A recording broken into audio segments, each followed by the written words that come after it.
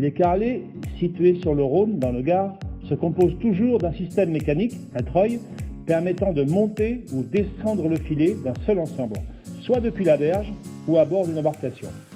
Nous voyons ici M. Jean-Luc Tardieu, agriculteur, habitant au bord du Rhône, récupérer sa barque afin d'aller sur son carrelet, situé sur le Rhône dans le secteur d'Aramon.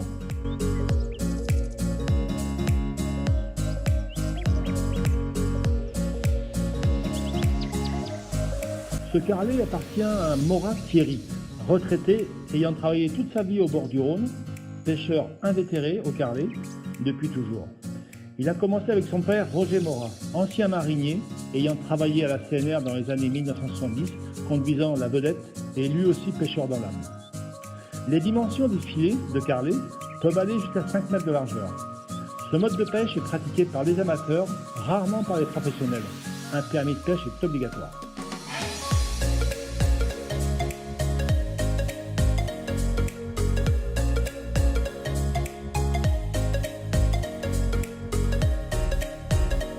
Les carrelets font partie du patrimoine fluvial du Rhône. Et je crois que M. Roger Serre en fait partie aussi.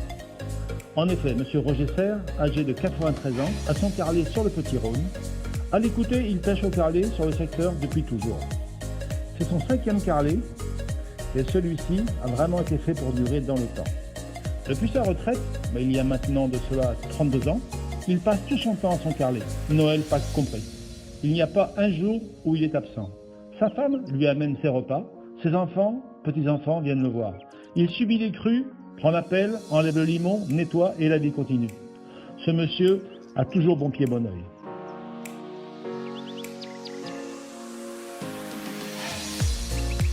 Ce carrelet appartient à la ville de Beaucaire. Il a été fabriqué par les élèves du LEP de Beaucaire en partenariat avec la CNR, la ville de Beaucaire, le LEP de Beaucaire, la Fédération de pêche du Gard et la Fédération de pêche aux engins. Actuellement, ce carrelet est utilisé par l'association La Motte du Gard, les enfants en période estivale et l'encadrement se fait par les pêcheurs amateurs aux engins ainsi que les éducateurs de la base nautique. L'objectif est que ce carrelet perdure et soit utilisé dans le temps. Le mot carrelet apparaît pour la première fois en 1694 dans le dictionnaire de l'Académie. Cette méthode de pêche traditionnelle et donc très ancienne permettait aux pêcheurs de mettre en place des installations sur bateau ou sur les berges. Beaucaire comptait dans les années 1970 plus de 40 carrelets sur ses rivages du Rhône. Le principal poisson pêché était l'alose, poisson emblématique du Rhône qui était à l'époque vendu très cher. La majorité des propriétaires de carrelets au début du siècle étaient issus des professions libérales, commerçants, artisans ou cultivateurs aisés, qui employaient un ancien pêcheur pour garder et entretenir leurs biens.